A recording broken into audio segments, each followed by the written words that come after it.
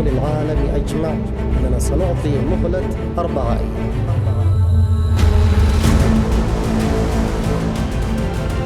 Red सी यानी कि लाल सागर, जिस पर हूतियों ने कब्जा कर रखा है, तांडव मचा रहे हैं, जहाजों को आग के हवाले कर रहे हैं। ये सिर्फ और सिर्फ इजराइल और उसके करीबी देशों को डराने के लिए किया जा रहा है। लाल सागर में मची तबाही की बात करें तो हूतियों ने कई पानी के बड़े बड़े जहाजों को तबाह कर दिया। इन पर मिसाइल अटैक तक किए, बल्कि उन जहाजों को लाल सागर में डुबो तक डाला। बकायदा हूतियों ने इसका वीडियो भी जारी किया था, जिसमें उसने अपनी ताकत दिखाते हुए कहा कि आगे भी वो दुश्मनों के साथ ऐसा करते रहेंगे।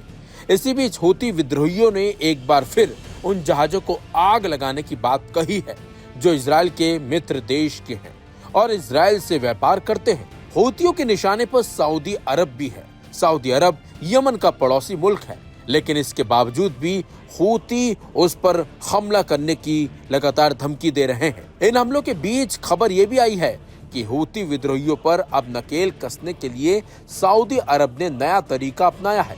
सऊदी लाल सागर में महिला जवानों की तैनाती करेगा जो हूती विद्रोहियों से जंग लड़ेंगी। सऊदी ने कोर रिजर्व के जरिए इन महिलाओं की तैनाती लाल सागर में करने का फैसला किया है। सऊदी अरब की सरकार के मुताबिक मोहम्मद बिन सलमान रिजर्व कोर के तहत लाल सागर में वुमेन रिजर्व कोर की स्थापना की गई है। इस रिजर्व कोर को महिलाएं ही संभालेंगी और वहीं लाल सागर के 170 किलोमीटर एरिया को मॉनिटरिंग करेंगी। Aim right, achieve big. At KR Mangalam University, we provide you the platform to turn your dreams into reality. At KR Mangalam University. Reserve के सीईओ एंड्रयू जालोमिस के मुताबिक अभी इसमें 34% महिलाओं को शामिल किया गया है जो फ्रंट फुट पर कमान संभालेगी। 2030 में पूरे इलाके की कमान महिलाओं को ही देने की तैयारी है। लाल सागर सऊदी अरब की सीमा से लगता है। यहाँ के करीब 3,856 वर्ग किलोमीटर एरिया की मॉनिटरिंग सऊदी खुद करता है। सामरिक दृष्टिकोण से भी लाल सागर सऊदी के लिए काफी अहम है। लाल सागर के एक भाग पर सऊदी की मजबूत उपस्थिति से यहाँ ईरान का दबदबा नहीं बढ़ पाया है। वहीं लाल सागर को बिजनेस के दृष्टिकोण से सऊदी का लाइफलाइन भी कहा जाता है। सुएज नहर के जरिए यहाँ से यूरोप और भूमध्य सागर में व्यापारिक गतिविधियां भी आसान हो जाती हैं। लाल सागर के एक हिस्से पर यमन के हूती विद्रोहियों का कब्जा है। हूती विद्रोहियों के डर से यहाँ से अब ज्यादातर मालवाहक जहाज नहीं गुजर रहे हैं। अमेरिका ने हाल ही में हूतियों से समझौता तो किया था, लेकिन उसका कोई नतीजा नहीं निकला और हूती लगातार लाल सागर में अपनी ताकत दिखाने में लगे हुए हैं और जहाजों को निशाना बना रहे हैं। हूतियों का साफ साफ कहना है जो इजराइल के साथ खड़ा होगा उसका वो नामो निशान मिटा देंगे और यही वजह है कि हूती लाल सागर में मालवाहक जहाजों को लगातार निशाना बना रहे हैं।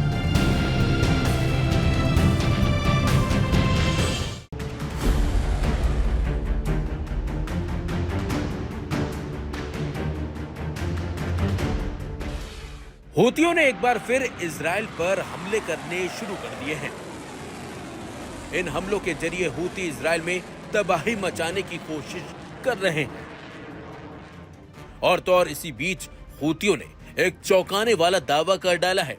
हूतियों ने 30 जुलाई यानी कि बुधवार को इजराइल के केंद्र में स्थित बेन गुरियन अंतर्राष्ट्रीय एयरपोर्ट पर हाइपरसोनिक बैलिस्टिक मिसाइल पैलेस्टाइन 2 से हमला किया है। हूती सेना के प्रवक्ता याहिया सरी ने अपना बयान जारी किया। उन्होंने कहा यह ऑपरेशन पूरी तरह सफल रहा और इससे एयरपोर्ट पर हवाई गतिविधियां ठप हो गई। याहिया सरी ने हमले की जानकारी देते हुए बताया, Aim right, achieve big. At KR Mangalam University, we provide you the platform to turn your dreams into reality. At KR Mangalam University. हमने इजराइल के बेन गुरियन एयरपोर्ट को टारगेट किया। यह फिलिस्तीनी जनता के समर्थन में था। हमारी मिसाइलें दुश्मन के केंद्र में मार कर रही हैं। अल्लाह की कृपा से यह अभियान सफलतापूर्वक अपने लक्ष्य में सफल रहा, जिससे लाखों जायनियों के झुंड आशरों की ओर भाग गए और हवाई अड्डे का संचालन ठप हो गया। यमन अपनी जनता, नेतृत्व और सेना के साथ हमारे भाईचारे फिलिस्तीनी जनता के बीच उत्पीड़ित और भूख से मर रहे लोगों के समर्थन में, उनके दृढ़ प्रतिरोध के समर्थन में और बिना किसी समर्थन या सहायता के अकेले इस घेराबंदी और आक्रमण का सामना करते हुए उनकी दृढ़ता को मजबूत करने के लिए अपना अभियान जारी रखे हुए हैं। यमन में आपके भाई, यमन में आपके लोग, यमन में आपके साथी आपके साथ हैं और हम आपके प्रति अपना कर्तव्य निभाने के लिए हर संभव प्रयास करेंगे। धर्म का कर्तव्य, अरबबात का कर्तव्य और मानवता का कर्तव्य। हमें अल्लाह की मदद, विजय और समर्थन पर पूरा भरोसा है। जब तक घेराबंदी नहीं हट जाती और गाजा पर आक्रमण बंद नहीं हो जाता, तब तक हमारा अभियान जारी रहेगा। हूतियों के दावों पर इजराइल डिफेंस फोर्स का कहना है कि मिसाइल को समय रहते इंटरसेप्ट कर लिया गया और कोई भौतिक नुकसान नहीं हुआ।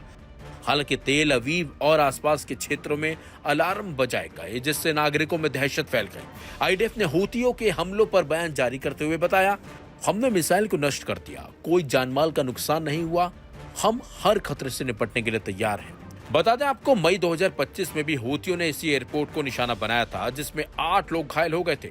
उस हमले के जवाब में इजराइल ने यमन के हुदैदा और सना शहरों पर एयर स्ट्राइक की थी।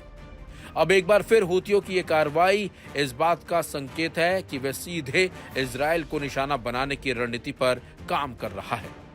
हूतियों की हाइपरसोनिक तकनीक का ये प्रयोग न सिर्फ इजराइल बल्कि पूरे मध्य पूर्व की सुरक्षा के लिए एक नई चुनौती बन गया है। आने वाले दिनों में यह देखा जाना बाकी है कि इजराइल इस कार्रवाई का जवाब कैसे देता है और क्या यह एक बड़े क्षेत्रीय संघर्ष की शुरुआत है। हूतियों का यह दावा कितना सच है, इसकी पुष्टि अभी तक किसी भी स्वतंत्र एजेंसी ने नहीं की है, लेकिन इजराइल और यमन के बीच हालात बेहद तनावपूर्ण हो चुके हैं। आने वाले हफ्तों में इस टकराव का दायरा कितना बढ़ेगा, ये पूरे क्षेत्र की स्थिरता अब तय करेगा।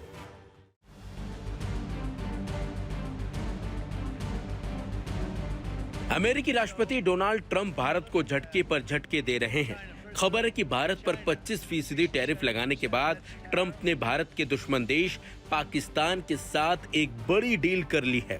जी हां, भारत पर 25% टैरिफ लगाने वाले अमेरिकी राष्ट्रपति ट्रंप पाकिस्तान के साथ बहुत बड़ी डील करने की बात कह रहे हैं। अमेरिकी राष्ट्रपति ट्रंप का कहना है कि अमेरिका ने पाकिस्तान के तेल भंडार विकसित करने में मदद करने की तैयारी की है। इतना ही नहीं, उन्होंने ये भी कहा कि हो सकता है किसी दिन पाकिस्तान भारत को तेल बेचे। भारत के साथ टैरिफ डील को लेकर उन्होंने कहा कि बातचीत जारी है।